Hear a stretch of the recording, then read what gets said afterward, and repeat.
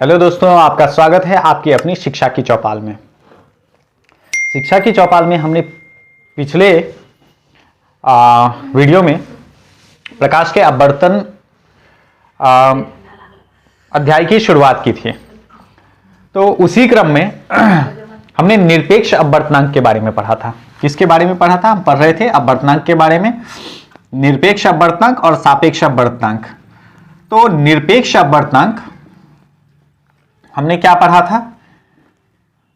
निरपेक्ष अपवर्तनांक के बारे में हमने पढ़ा था कि निर्वात में प्रकाश की चाल और उस माध्यम में प्रकाश की चाल के अनुपात को क्या कहते हैं? निरपेक्ष अपवर्तनांक कहते हैं। किसे कहते हैं? निर्वात में प्रकाश की चाल और उस दिए गए माध्यम में प्रकाश की चाल को क्या कहते हैं? निरपेक्ष अपवर्तनांक कहते हैं। तो अगर हम निरपेक्ष अपवर्तनांक को देखें तो निरपेक्ष अपवर्तनांक वास्तव में यह बताता है कि निर्वात में चाल उस माध्यम में दिए के चाल से कितना गुना अधिक है, इसके बारे में बताता है। जैसे मैंने आपको पिछले वीडियो में बताया था कि अगर 1.5 है कांच का अपवर्तनांक, तो इसका मतलब हुआ कि निर्वात में प्रकाश की चाल जो है 1.5 का क्या मतलब हुआ? निर्वात में जो प्रकाश की चाल है, निर्वात में प्रकाश की चाल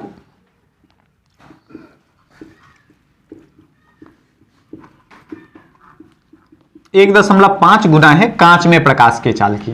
किसके? कांच में प्रकाश के चाल की, प्रकाश का चाल। अब देखिए, निरपेक्ष अपवर्तनांक की अगर बात की जाए तो हीरा का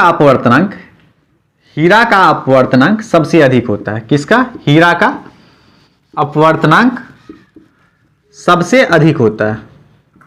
कितना होता है? 2.42। और सबसे कम अगर बात की जाए तो सबसे कम किसका होता है? सबसे कम होता है वायु का अपवर्तनांक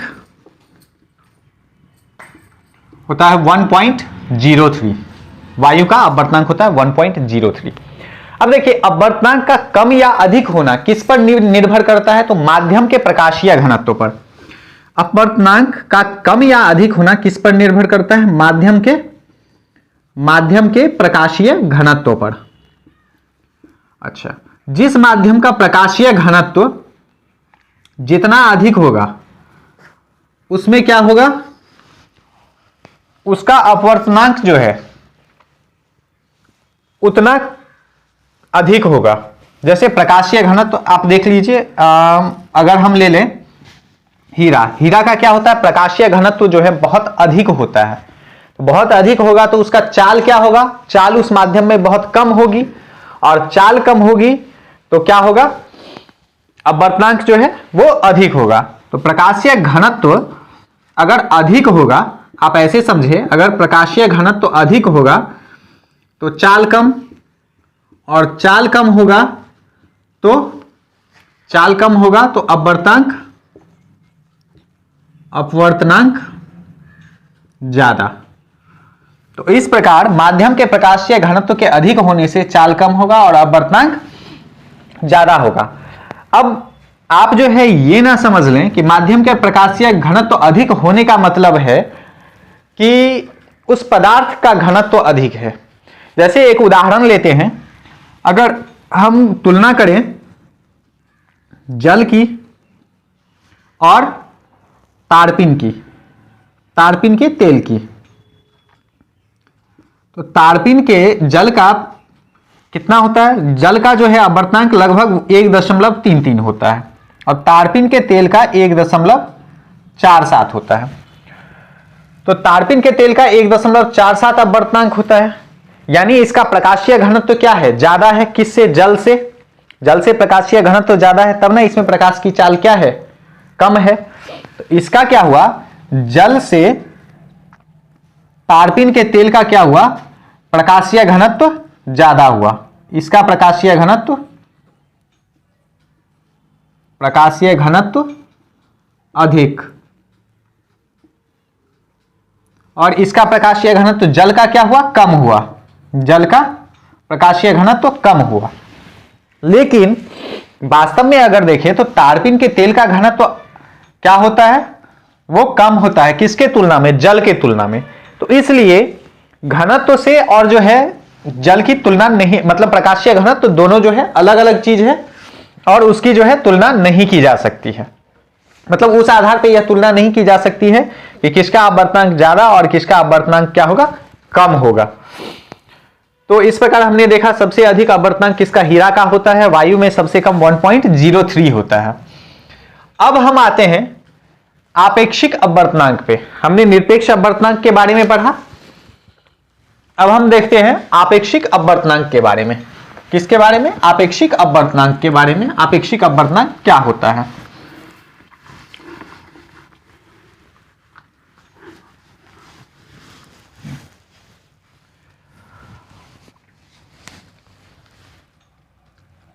आपेक्षिक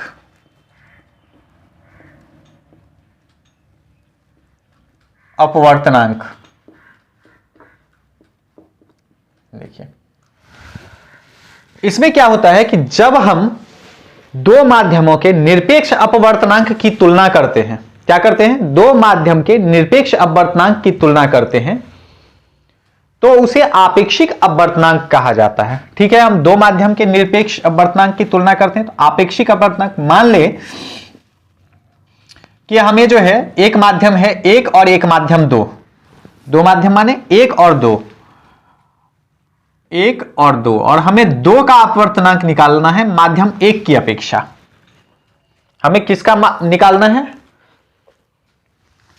दो का अपवर्तनांक निकालना है माध्यम एक की अपेक्षा। तो हम क्या करेंगे कि ये हो जाएगा आपका n1 बट्टा n2। n1 बट्टा n2 का अर्थ क्या हो गया कि माध्यम एक का आपेक्षिक अपवर्तनांक, माफ कीजिएगा, माध्यम एक का आपेक्षिक अपवर्तनांक बट्टा माध्यम दो का, सॉरी आपेक्षिक नहीं, निरपेक्ष, माध्यम एक का निरपेक्ष अपवर्तनांक बट्टा माध्यम दो का निरपेक्ष अपवर्तनांक। ठीक है, अब निरपेक्ष अपवर्तनांक के बारे में हम क्या जानते हैं? निरपेक्ष अपवर्तनांक क्या हुआ? निरपेक्ष अपवर्तनांक हुआ निर्वात में प्रकाश की चाल हम C माने तो C बट्टा C1 माध्यम एक में प्रकाश की चाल बट्टा निर्वात में प्रकाश की चाल बट्टा माध्यम दो में प्रकाश की चाल। अब देखिए ये क्या होगा, आप लोग सिंपली जानते हैं कि जब हम भागा देंगे क्या होगा, C2 ऊपर और C1 नीचे, C नीचे हो जाएगा, C कैंसिल, C2 बट्टा C1। तो इसका मतलब क्या हुआ कि अगर हमसे पूछा जाए कि आपेक्षिक अपवर्तनांक क्या होता है तो इसे हम दो तरीके से बता सकते हैं। एक, अगर हमें आपेक्षिक अपवर्तनांक पूछा जाए तो जब हमसे पूछा गया कि माध्यम दो का आपेक्षिक अपवर्तनांक माध्यम एक की अपेक्षा, तो हम कह सकते हैं कि माध्यम एक का निरपेक्ष अपवर्तनांक बट्टा माध्यम दो का निरपेक्ष अपवर्तनांक। माध्यम एक, पहला तरीका क्या हुआ इसको बोलने का, हम बोल सकते हैं माध्यम एक का निरपेक्ष अपवर्तनांक, निरपेक्ष अपवर्तनांक बट्टा माध्यम दो का निरपेक्ष अपवर्तनांक, माध्यम दो का निरपेक्ष अपवर्तनांक, निरपेक्ष अपवर्तनांक। इसी को हम दूसरे तरीके से कह सकते हैं माध्यम दो में प्रकाश की चाल, माध्यम दो में प्रकाश की चाल बट्टा माध्यम एक में प्रकाश की चाल, माध्यम एक में प्रकाश की चाल। तो इस प्रकार जो है हम आपेक्षिक अपवर्तनांक को दो तरह से परिभाषित कर सकते हैं। अब हम देखते हैं कोई एक उदाहरण लेके कि मान लीजिए यहां पे हमने निकाला कि माध्यम दो का अपवर्तनांक एक की अपेक्षा, अगर हम निकालें माध्यम 1 का अपवर्तनांक 2 की अपेक्षा। तो अगर माध्यम 1 का अपवर्तनांक 2 की अपेक्षा निकालेंगे तो क्या हो जाएगा, n2 बट्टा n1।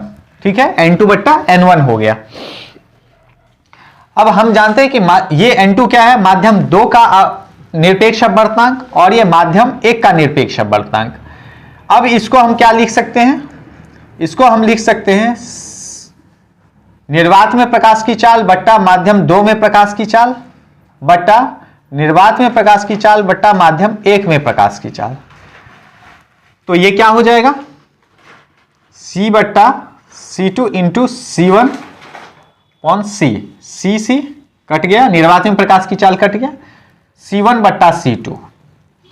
अब अगर हम N21 इंटू N12 इसको मल्टीप्लाई करते हैं, यानी निर्वात मतलब माध्यम 2 में अपवर्तनांक की चाल 1 की अपेक्षा और माध्यम 1 में 1 का अपवर्तनांक 2 की अपेक्षा, अगर इसको हम गुना करेंगे तो आप देखिए रिजल्ट क्या आया है, यहां पे आया है C2 बट्टा C1 और यहां पे क्या है C1 बट्टा C2। अब ये कैंसिल हो जाएगा, इसका वैल्यू कितना हो जाएगा 1। इससे क्या निष्कर्ष निकलता है, इससे निष्कर्ष निकलता है कि माध्यम 2 की अपेक्षा माध्यम 2 का अपवर्तनांक माध्यम 1 की अपेक्षा और माध्यम 1 का अपवर्तनांक माध्यम 2 की अपेक्षा, उसको जब हम मल्टीप्लाई करेंगे तो उसका जो है रिजल्ट क्या आएगा, यानी उसका गुणनफल 1 प्राप्त होगा। तो इस प्रकार जो है हमें क्या प्राप्त हुआ, आपेक्षिक अपवर्तनांक। हाँ, उम्मीद करता हूं कि आपेक्षिक अपवर्तनांक आप सही से समझ पाए होंगे।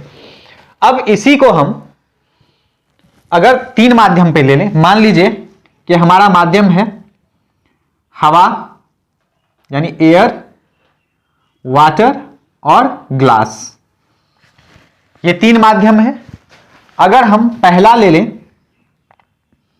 कि NaW, तो NaW का मतलब क्या हुआ, NaW का मतलब हुआ कि हवा का अपवर्तनांक किसके, पानी की अपेक्षा। दूसरा हम ले लें Wg, इसका मतलब क्या हुआ कि पानी का अपवर्तनांक ग्लास की अपेक्षा। और तीसरा ले लें Ga, यानी ग्लास का अपवर्तनांक हवा की अपेक्षा। आप इसे निकाल के देखें, ये क्या हो जाएगा, ये हो जाएगा आपका NW/Na। यहां पे क्या है, हवा का पानी की अपेक्षा, तो पानी का ऊपर रखेंगे, हवा का नीचे रखेंगे, फिर ये हो जाएगा Ng/Nw और ये क्या हो जाएगा Na/Ng। अब देखिए, अब यहां पे क्या होगा, A कैंसिल, W कैंसिल और G कैंसिल, रिजल्ट यहां पे भी कितना आ जाएगा, 1 आ जाएगा। तो इस प्रकार आपेक्षिक अपवर्तनांक जो है वह 2 माध्यमों के अनुपात को दर्शाता है, 2 माध्यमों में प्रकाश के चाल को अनुपात को, या जो है निरपेक्ष अपवर्तनांक के अनुपात को दर्शाता है। बस सिर्फ शब्दों का फेर है, आपको बस ये ध्यान में रखना है कि किसका अपवर्तनांक पूछा गया है। अगर माध्यम 2 का अपवर्तनांक 1 की अपेक्षा पूछा गया है तो 1 में 1 का अपवर्तनांक बट्टा 2 का अपवर्तनांक, या 2 में प्रकाश की चाल बट्टा 1 में प्रकाश की चाल। बस इस पॉइंट को आप याद रखें, ये सही से आपको ध्यान पे रहेगा। तो मिलते हैं अब अगले वीडियो के साथ विज्ञान की अगली कक्षा में।